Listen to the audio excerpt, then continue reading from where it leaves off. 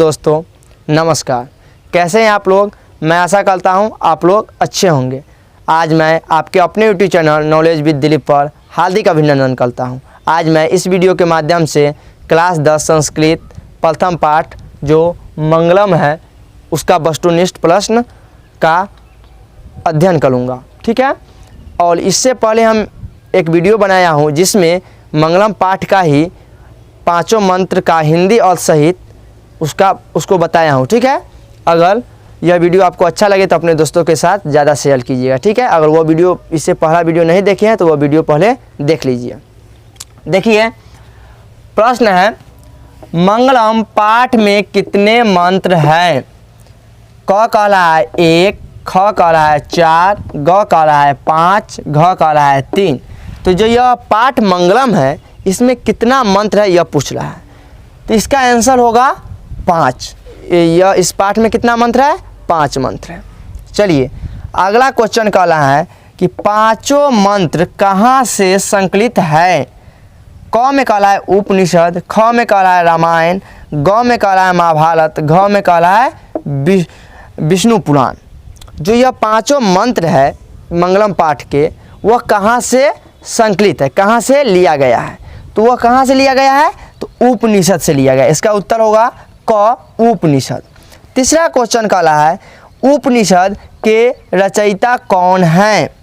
क में कह रहा है वाल्मीकि, ख में कह रहा है वेदव्यास, ग में कह रहा है विदुर, घ में कह रहा है तुलसीदास। तो ये उपनिषद के रचयिता कौन है, मानो उपनिषद को किसने लिखा है, उपनिषद को किसने लिखा है, उपनिषद के बारे में किसने हमें जानकारी दी। तो वह सब किसने दी थी और किसने लिखा था, तो ख वेदव्यास, ठीक है। वेदव्यास ने उपनिषद की रचयिता की थी। और जो उपनिषद की संख्या कितनी है हम बता चुके हैं, फिर भी एक बार और सुन लीजिए। उपनिषद की संख्या कितना है, तो 108 है, ठीक है। चलिए अगले क्वेश्चन की ओर चलते हैं। अगला क्वेश्चन कह रहा है चौथा, मंगलम पाठ के प्रथम मंत्र कहाँ से संकलित है।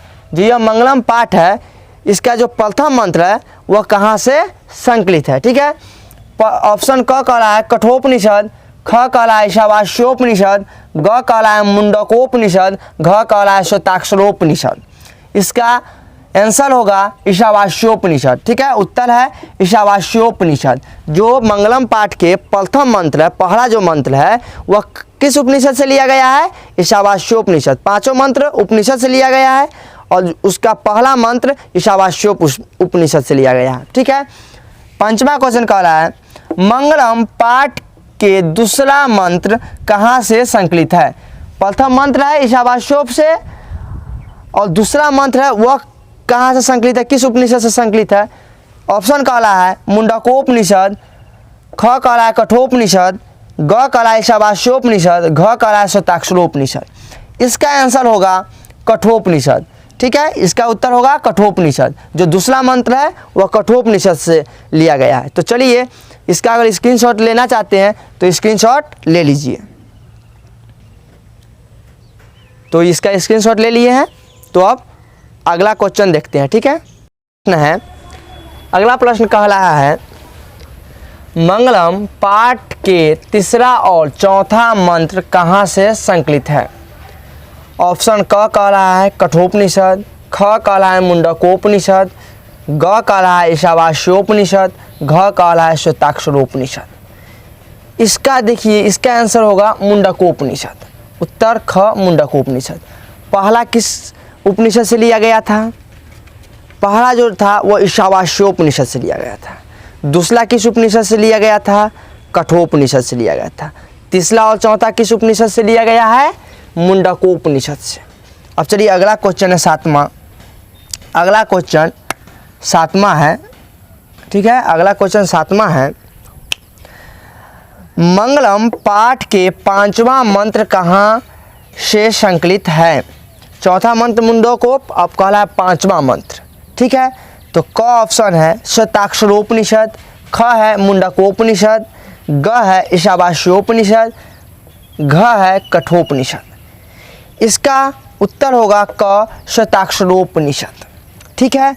इस प्रश्न को इस तरह से भी पूछ सकता है कि मंगलम पाठ के अंतिम मंत्र या पांचवा जो है जो अंतिम मंत्र है, तो अंतिम मंत्र कहाँ से लिया गया है यह भी पूछ सकता है। ठीक है, तो ऐसे भी पूछे कि मंगलम पाठ के अंतिम मंत्र कहाँ से संकलित है, उसका भी आंसर होगा श्वेताक्षरोपनिषद। ठीक है, या पूछे पांचवा मंत्र कहाँ से संकलित है, तो श्वेताक्षरोपनिषद। ठीक है, तो अब समझ गए कि पहला मंत्र के मंगलम पाठ के पहला मंत्र किस उपनिषद से लिया गया है, ईशावास्योपनिषद। दूसरा मंत्र कठोपनिषद। तीसरा और चौथा मंत्र मुंडकोपनिषद। पांचवा मंत्र श्वेताक्षरोपनिषद। ठीक है, अब अगले क्वेश्चन के देखिए। अगला क्वेश्चन कह रहा है सोने के पात्र से किसका मुख ढका हुआ है। क ऑप्शन सत्य का, ख असत्य का, ग पाप का, घ वाचाल का।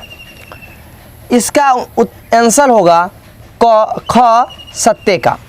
क्या आंसर होगा, ख सत्य का। देखिए एक श्लोक पढ़े थे, जो पहला श्लोक था जो ईशावास्योपनिषद से लिया गया था, मंगलम पाठ के पहला श्लोक, उसमें क्या कहा गया था, हिरण्मयेन पात्रेण शतस्या पिहितम मुखम तत्वम पुखन पाविनु सत्य धर्माय दृष्ट। उसका हिंदी अर्थ क्या लिखा थे कि हे सूर्य, सत्य के मुख स्वर्णमयी पात्र से ढका हुआ है, इस स्वर्णमयी पात्र को सत्य के मुंह से हटा दे। तो देखिए थोड़ा ध्यान से सुनिए कि हे सूर्य, सत्य का मुख सोने के पात्र, स्वर्णमयी पात्र का अर्थ होता है सोने के पात्र, तो सोने के पात्र से ढका हुआ है। तो यहाँ पूछ रहा है कि सोने के पात्र से किसका मुख ढका हुआ है, किसका मुख, तो सत्य का। तो आंसर सत्य का। ठीक है, अब अगला क्वेश्चन देखिए। अगला क्वेश्चन कह रहा है सत्य धर्म प्राप्ति के लिए किसे हटा दे। कह रहा है कि जो सत्य धर्म की अगर हम प्राप्ति चाहेंगे तो किसे हटा दें, तो जो सोने के पात्र से सत्य का मुंह ढका हुआ है, उस सोने के पात्र को सत्य के मुंह से हटा दें तो सत्य, यहाँ पर सत्य की प्राप्ति हो जाएगी, सत्य धर्म की प्राप्ति हो जाएगी। तो इसका देखिए लिखा हुआ है क में स्वर्णमय पात्र को, ख में पीत पात्र को, ग में ताम्र पात्र को, घ में रौह पात्र को। ठीक है, स्वर्ण पात्र माने सोने के पात्र। ठीक है, तो इसका आंसर क्या होना चाहिए, क स्वर्ण पात्र को। ठीक है, माने कह रहा है कि सत्य धर्म की अगर हम प्राप्ति चाहें तो हम किसे हटा दें, तो सोने के पात्र को हटा देंगे तो सत्य की प्राप्ति, सत्य धर्म की प्राप्ति हो जाएगी। तो चलिए फिर इसका भी स्क्रीनशॉट आप ले लीजिए और फिर अगला हम दिखाते हैं। अब अगला प्रश्न देखते हैं। अगला प्रश्न है अणु से अणु क्या है। क में ऑप्शन है आत्मा, ख में है देवता, ग में है दानव, घ में है ऋषि। इसका उत्तर होगा आत्मा। इसका उत्तर होगा क आत्मा। देखिए जो दूसरा मंत्र था मंगलम पाठ के, वह क्या था, अनोरनियान महतो मह्यान आत्मा से जंतोर निहितो गुहायाम तम क्रतु पश्चति वित्सो को धातु प्रसादान महिमान आत्मनः। यही था।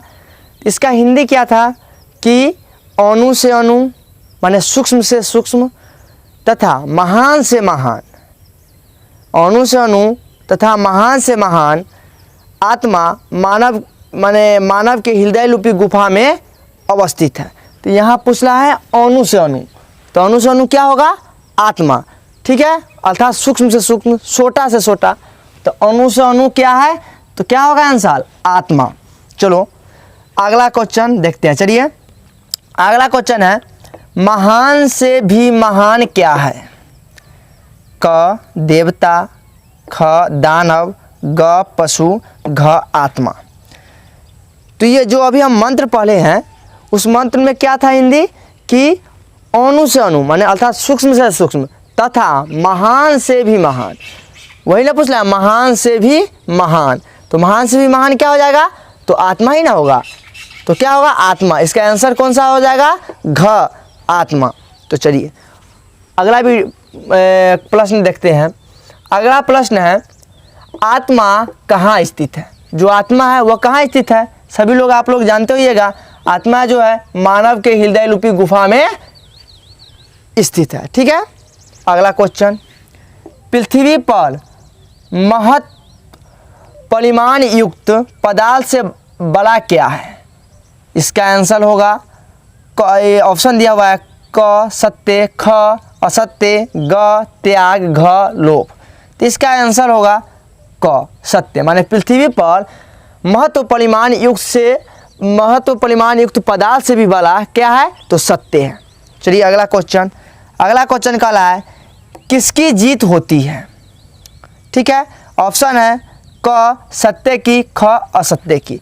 तो किसकी जीत होती है, यह हम किस मंत्र में पढ़े थे, तीसरा मंत्र, जो किस उपनिषद से लिया गया था, मुंडकोपनिषद। ठीक है, दूसरा मंत्र किस उपनिषद से लिया गया था, दूसरा मंत्र बोलो, दूसरा मंत्र लिया गया था कठोपनिषद। ठीक है, और पहला मंत्र ईशावास्योपनिषद। तो यह तीसरा मंत्र से लिया गया है। जैसे देखिए तीसरा मंत्र क्या कहता है, सत्मे जयते नान्यतम सत्येन पंथा विदितो देवयानः जेना कर्मन्त लिखियो ह्याप्त कामा यत् तत् सत्यस्य परम निधानम। अर्थात सत्य की जीत होती है, असत्य की नहीं। यहाँ क्वेश्चन कहला है किसकी जीत होती है, तो क्या होगा आंसर, सत्य की। ठीक है, इसका भी आप लोग स्क्रीनशॉट ले लीजिए और अगला वीडियो हम बनाते हैं जिसमें अगला प्रश्न शो देते हैं। चलिए, किसकी जीत होती है, क है सत्य की, ख है असत्य की, ग है आत्मा की, घ है मानव की।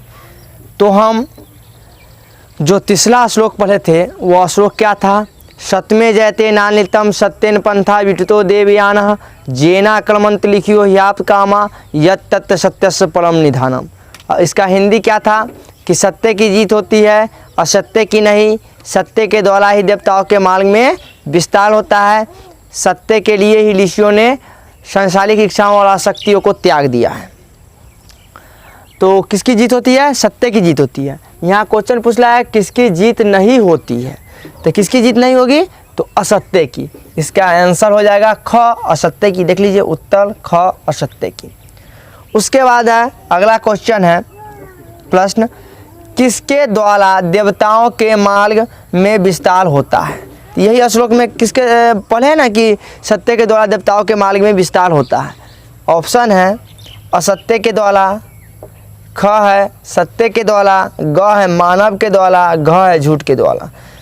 तो क असत्य के द्वारा तो होगा नहीं, ख सत्य के द्वारा होगा, इसलिए उत्तर है ख सत्य के द्वारा। अगला देख लीजिए, हम जितना प्रश्न इसमें बताए हैं प्रथम पाठ से अगर एग्जाम में कोई प्रश्न पूछा जाएगा, इससे अधिक कोई नहीं पूछा जाएगा। आप पिछले साल जितना पिछला साल में पूछा गया है, किसी भी वर्ष जो भी प्रश्न पूछा गया मंगलम पाठ से, इस वीडियो के अंदर से ही पूछा गया है। ठीक है, और 2022 में भी जो प्रश्न पूछा जाएगा प्रथम पाठ से, वह इसी वीडियो के अंदर से पूछा जाएगा, यह गारंटी है। ठीक है, इसलिए इस वीडियो को अच्छा से देखिए, ध्यान से देखिए, लिखकर खूब अच्छा से याद कीजिए। तो अगला है कहला कौन नाम रूप को छोड़कर समुद्र में विलीन हो जाती है। क नदी, ख मानव, ग ऋषि, घ देवता। इसका उत्तर है क नदी।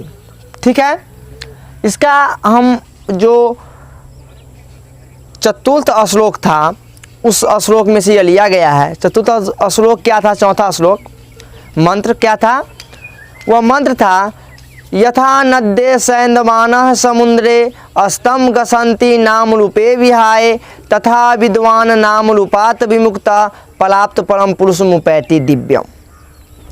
अर्थात उसका हिंदी होता था कि जैसे नदियाँ नाम रूप को छोड़कर समुद्र में विलीन हो जाती है, उसी प्रकार साधक पुरुष, अच्छे पुरुष, महान पुरुष अपने नाम रूप को छोड़कर परमात्मा में विलीन हो जाते हैं। ठीक है, तो इसका आंसर क्या होगा, नाम रूप को कौन छोड़कर समुद्र में विलीन हो जाते हैं, तो नदियाँ। ठीक है, नदी या नदियाँ, नदी एक नदी है, नदियाँ से बहुत सारे नदी का बोध होता है। ठीक है, तो नदी। उसके बाद है अंतिम है इस वीडियो का प्रश्न, उपनिषद की संख्या कितनी है। उपनिषद की संख्या कितनी है, क कहला 112, ख कहला 118, ग कहला 108, घ कहला 128। तो उत्तर होगा इसका ग 108। यह हम हमेशा बोल रहे हैं कि उपनिषद की संख्या कितनी है, तो 108 है। ठीक है, तो इसका भी पहले स्क्रीनशॉट ले लीजिए, ले लिए स्क्रीनशॉट। देखिए, अगर ये वीडियो आपको अच्छा लगा है तो लाइक करें, वीडियो को शेयर करें, और इस चैनल पर अगर नए हैं तो इस चैनल को सब्सक्राइब करें। और सब्सक्राइब करने से आपको यह फ़ायदा होगा कि जितने भी हम संस्कृत का वीडियो बनाएंगे, हम संपूर्ण तैयारी कराएंगे इस चैनल के माध्यम से संस्कृत का, आपको वह पूरा वीडियो मिलेगा। ठीक है, इसलिए सब्सक्राइब जरूर करें। ठीक है, फिर मिलते हैं अगले वीडियो में। धन्यवाद।